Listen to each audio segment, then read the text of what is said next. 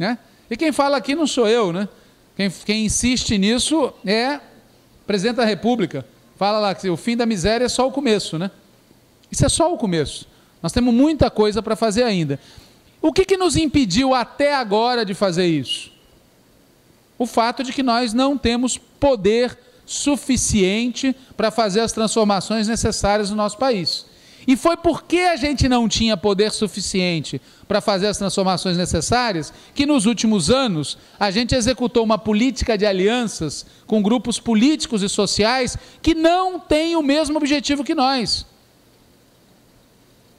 O problema é que esses grupos políticos e sociais estiveram, que não pensam a mesma coisa que nós, estiveram conosco até recentemente e agora entraram num momento de afastamento progressivo em relação a nós. E lembrança, vocês lembram?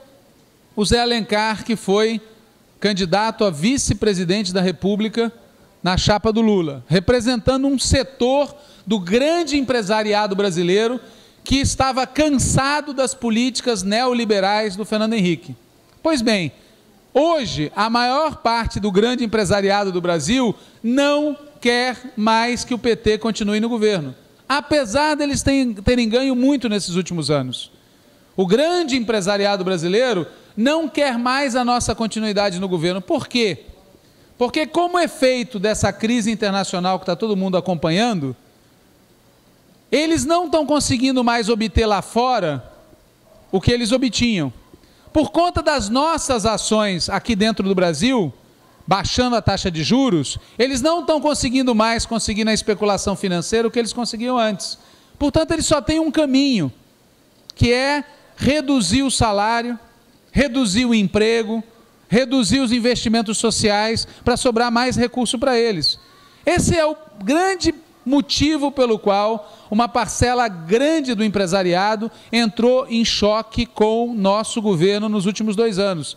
Se vocês lerem a imprensa, volta e meia aparece alguém dizendo assim, um empresário, a gente não gosta da Dilma, a gente não acha a Dilma legal. E por que eles têm contra a Dilma? Eles têm contra a Dilma, essencialmente, o seguinte, a Dilma disse com todas as letras, respondendo a essa pressão do empresariado que eu acabei de falar, não fui eleita para aumentar o desemprego, não fui eleita para reduzir salário, não fui eleita para reduzir os investimentos sociais.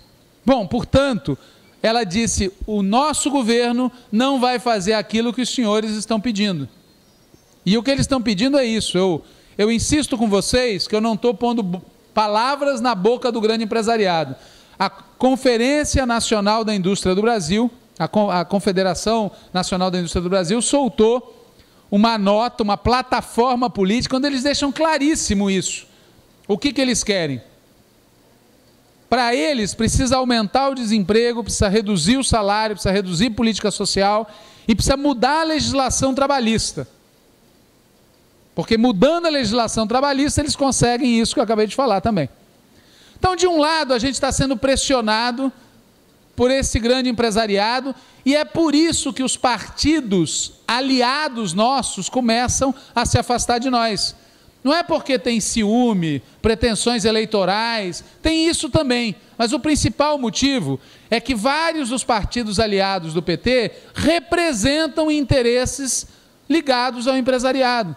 E à medida que o empresariado começa a entrar em choque conosco, os partidos supostamente aliados também começam a se afastar. É por isso que o PSB está trabalhando para lançar a candidatura do Eduardo Campos, é por isso que importantes quadros do setor financeiro estão pondo dinheiro no partido que a Marina está tentando montar, é por isso que há uma pressão de setores grandes do PMDB no sentido de romper com o governo.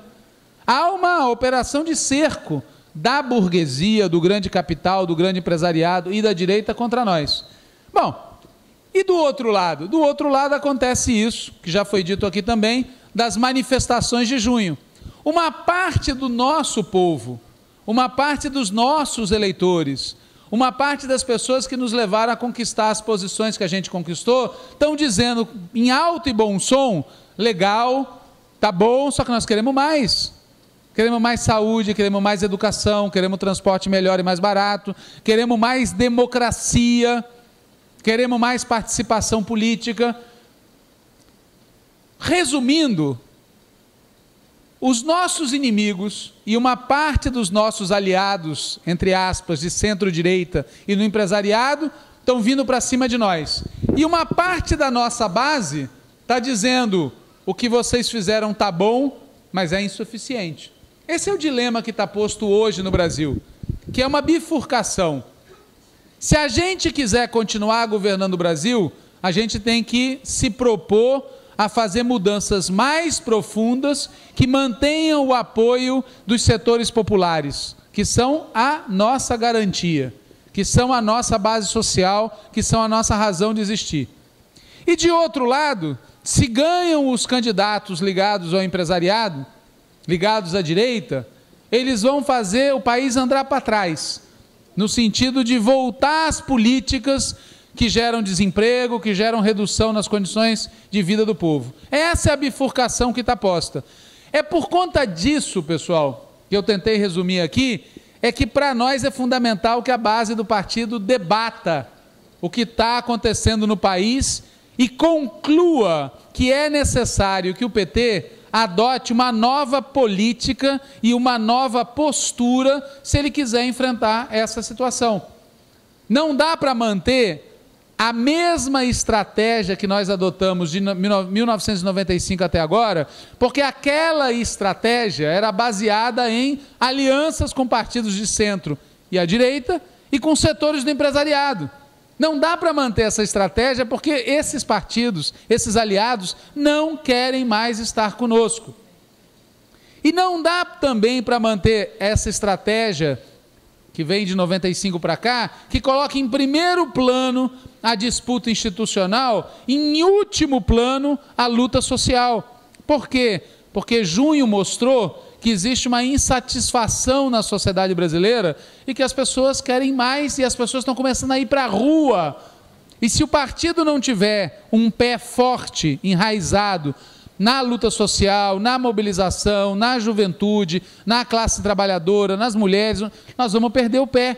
Nós vamos começar a enfrentar uma situação que nós vivemos na cidade de São Paulo, que é um governo do PT se sentindo acuado pela mobilização social da base do próprio PT.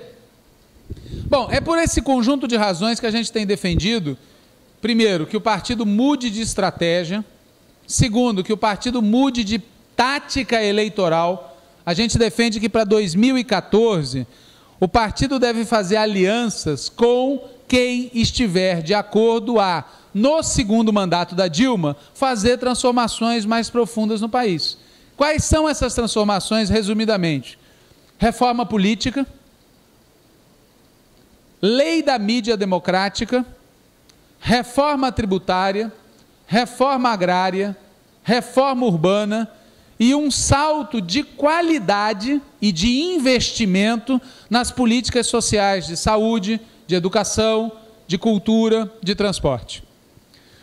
Uma frase para cada uma dessas, porque isso, na minha opinião, é o principal. Reforma política. Hoje, as eleições são dominadas pelo dinheiro.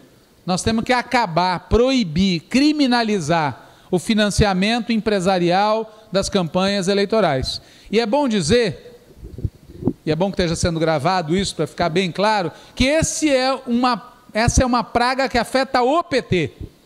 Quem teve ontem no debate viu o Cândido Vacarezza sendo citado toda hora.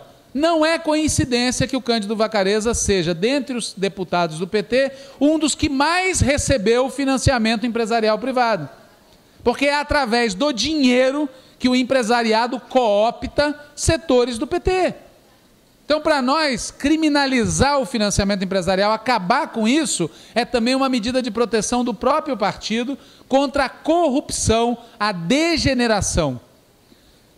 Reforma política. Lei da mídia democrática.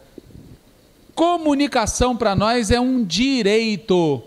É um direito que tem que ser garantido pelo Estado, pela lei. E a lei garante. Está lá na Constituição, que não pode ter monopólio na área da comunicação e que o sistema de comunicação no Brasil tem que combinar o sistema privado, o sistema estatal e o sistema público.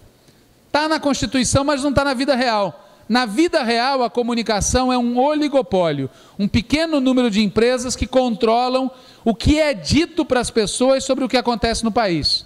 Só para dar um exemplo para vocês de como isso é grave. Foi feita uma pesquisa perguntando a quem participou das manifestações de junho o que as pessoas queriam. E as pessoas responderam: queríamos saúde, educação, transporte, democracia. Depois foi feita a mesma pesquisa com as pessoas que não participaram das manifestações, mas que viram as manifestações pela televisão. Aí a resposta era completamente diferente. As pessoas achavam que as manifestações eram contra o PT, contra o governo Dilma, contra a esquerda, etc, etc, etc. Ou seja, o oligopólio da comunicação deforma a realidade. E isso é contra a Constituição e é contra o princípio democrático de que a comunicação é um direito. A Constituição fala que tem que ter um sistema público e um sistema estatal. Só que aqui no Brasil, o sistema que realmente existe é privado com dinheiro público. Porque essas grandes empresas que falam